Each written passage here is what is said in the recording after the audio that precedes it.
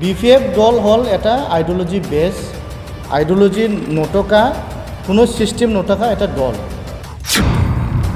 কোনোবা কাষ্টম বসুমতাৰীৰ নিচিনা এটা আইডিঅলজি থকা, ষ্ট্ৰেটেজি থকা, প্লান কনচেপ্ট থকা নেতাই যদি প্লান নাথাকা, আইডিঅলজি নাথাকা, ছিষ্টেম নাথাকা দলত যদি সোমায় আৰু সেই মানুহজনে আজি কয় যে UPPL দলে বোলে কোনো নীতি নাই, কোনো আইডিঅলজি নাই, কোনো মিনিং নাই।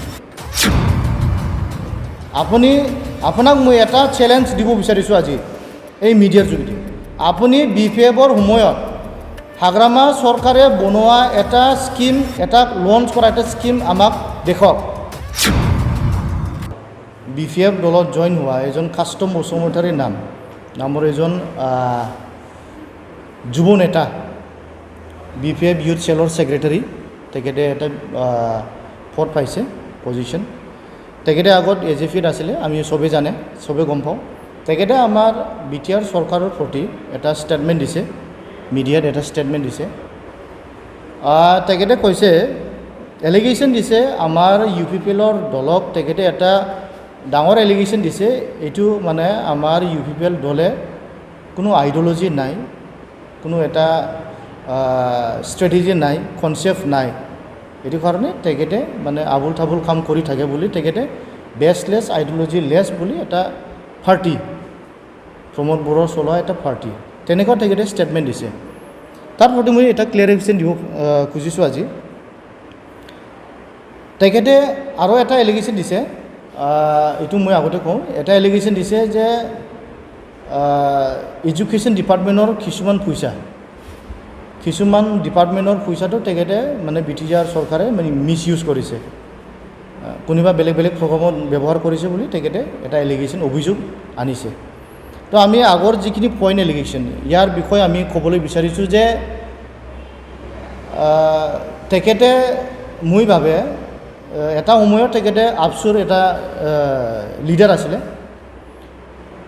এটা আপচুৰ নিচিনা এটা শুদ্ধ এটা আইডিঅলজি থকা উপেন্দ্ৰনাথ ব্ৰহ্ম, তেখেতৰ যি কনচেপ্ট আইডিঅলজি জাতিৰ কাৰণে এটা আইডিঅলজি, ডিচিপ্লিন, মেনাৰ, সেই তেনেকুৱা আইডিঅলজি থকা এটা জাতীয় মানে ষ্টুডেণ্ট সংগঠন বা ষ্টুডেণ্ট ইউনিয়ন, তেনেকুৱা দলত কাম কৰি অহা এজন লিডাৰ, তেখেতে আইডিঅলজি লেছ কেনেকৈ হ'ব পাৰে, মোৰ এইটো অলপ মানে আচৰিত লাগিছে কথাটো, মোৰ এইটো আচৰিত লাগিছে। আজি যদি তেখেতৰ যদি আইডিঅলজি থাকিলে হয়, তেখেতে BPF দল জইন নহ'লে হয়। কাৰণটো হ'ল BPF দল হ'ল এটা আইডিঅলজি বেছ, আইডিঅলজি নথকা, কোনো ছিষ্টেম নথকা এটা দল। আৰু এইটো আপোনালোকে যদি ৰিফাৰেঞ্চ আনিব বিচাৰে, মিডিয়াবিলাকে বেছি গম পাব এইটো। যেতিয়া আমাৰ আজিৰ যি এছেম্বলিৰ যি স্পীকাৰ বিশ্বজিৎ দৈমাৰী ছাৰ, তেখেতে যেতিয়া BPF দলত আছিলে, BPF দলৰ পৰা তেতিয়া BPF দল এৰি তেখেতে যেতিয়া BJPত জইন কৰিলে, তো তেতিয়া যেতিয়া মিডিয়াবিলাক সুধিলে, তো তেতিয়া কি কৈছে বিশ্বজিৎ দৈমাৰীয়ে যে BPF দল এটা এতিয়া কোনো মানে প্লান, পলিচি, কোনো ষ্ট্ৰেটেজি, কোনো আইডিঅলজি তেখেতৰ হাতত এতিয়া নাই। তেখেতে খালি মানে কাক কিমান দিব লাগে, কাক কিমান দিব নালাগে, এইটো খালি ভাগা কৰি খোৱা তেখেতৰ আইডিঅলজিটো। তো ভাগা কৰাটো মোক দৰকাৰ নাই, ভাগা কৰাত মানে মোক দৰকাৰ নাই। এইটো কাৰণে মই BPFৰ পৰা মই ওলাই আহিছোঁ বুলি তেখেতে এটা ষ্টেটমেণ্ট দিছে। ইয়াৰ পৰা কি বুজা যায়, কোনোবা বিশ্বজিৎ দৈমাৰীৰ নিচিনা ইমান মানে BPFৰ এজন নেতা, ছিনিয়ৰ নেতা, তেখেতে এই ষ্টেটমেণ্ট দিয়াৰ উদ্দেশ্যটো কি? তেখেতে এইটো বুজাব বিচাৰিছে যে BPFে এটা আইডিঅলজি নথকা, ছিষ্টেম নথকা এটা দল। এইটো কাৰণে বিশ্বজিৎ দৈমাৰী BPFৰ পৰা গুচি গৈছে। এইটো মই কোৱা কথা নহয়, এইটো বিশ্বজিৎ দৈমাৰী কোৱা কথা। তো এই কোনোবা ছাত্ৰ সংগঠনৰ নেতা, কোনোবা কাষ্টম বসুমতাৰীৰ নিচিনা এটা আইডিঅলজি থকা, ষ্ট্ৰেটেজি থকা, প্লান কনচেপ্ট থকা নেতাই যদি প্লান নাথাকা, আইডিঅলজি নাথাকা, ছিষ্টেম নাথাকা দলত যদি সোমায় আৰু সেই মানুহজনে আজি কয় যে UPPL দলে বোলে কোনো নীতি নাই, কোনো আইডিঅলজি নাই, কোনো মিনিং নাই। কোনো ষ্ট্ৰেটেজি নাই। তো আপোনাৰ কোৱাটো কমপ্লিটলি কণ্ট্ৰাডিকশ্যন হৈছে। আপোনাক মই এটা চেলেঞ্জ দিব বিচাৰিছোঁ আজি এই মিডিয়াৰ যোগেদি। আপুনি BPFৰ সময়ত হাগ্ৰামা চৰকাৰে বনোৱা এটা স্কিম, এটা লঞ্চ কৰা এটা স্কিম আমাক দেখুৱাওক। আপুনি দেখুৱাওক এটা ফেচলি স্কিম, যোনে নিজে চৰকাৰে বনাইছে, BPF চৰকাৰে বনোৱা এটা স্কিম, এটা লঞ্চ কৰা স্কিম আপুনি মোক দেখুৱাওক যে এই স্কিমটো নতুনকৈ BPF চৰকাৰে বনাইছে বুলি। এটা স্কিম কিয় বনাব পৰা নাই 17 বছৰত? বনাব পৰা নাই মানে কি?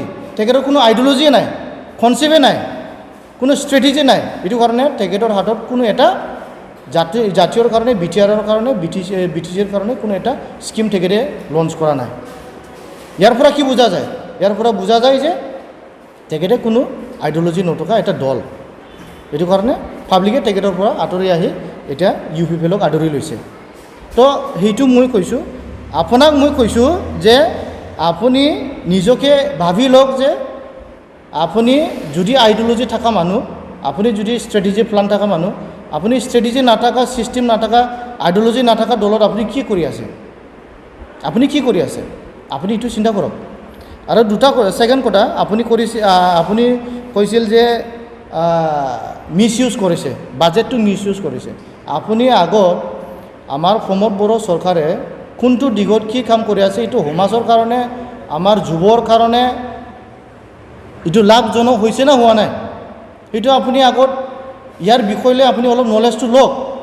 আৰু ইয়াৰ বিষয়লৈ আপুনি যদি নিজকে যদি এটা চিনচিয়াৰ লিডাৰ বুলি ভাবে, নেতা বুলি ভাবে, আপুনি এইটো অলপ আগত এনালাইজ কৰক যে প্ৰমোদ বড়ো চৰকাৰে সেইখিনি টকা খৰচা কৰি কিবা একটা কাম কৰি,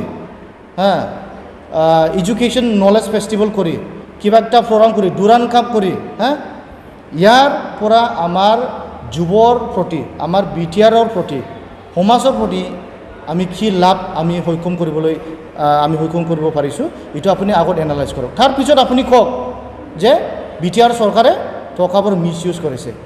লাষ্টত আমি এটাই কথা আপোনাক সুধিম, আপুনি সোধক হাগ্ৰামা ডাঙৰীয়া, হাগ্ৰামা মাননীয় আমাৰ আগৰ যি চিফ আছিলে হাগ্ৰামা, তেখেতক আপুনি সোধক যে কৰোৰ টাকা, 300 crore লাইবিলিটিছ ধাৰ বুলি আমি কওঁ, এইটো কিয় কৰিলে হাগ্ৰামা চৰকাৰে? এই টকাবোৰ ক'ত খৰচা কৰিলে? কোনটো কামত তেখেতে ব্যৱহাৰ কৰিলে? সেইবোৰ টকা কিয় লাইবিলিটিছ কৰিলে হাগ্ৰামা চৰকাৰে? এইটো মিছ ইউজ কৰিছে না কোনটো কামত খৰচা কৰিছে? ইয়াৰ তথ্য আপুনি আমাৰ BTR ৰাইজসকলক দিয়ক আগত। তাৰপিছত আপুনি কওক যে BTR চৰকাৰে, প্ৰমোদ বড়ো চৰকাৰে বাজেটটো মিছ ইউজ কৰিছে বুলি কওক। সেই কয়েকটা কথা মই কৈ মোৰ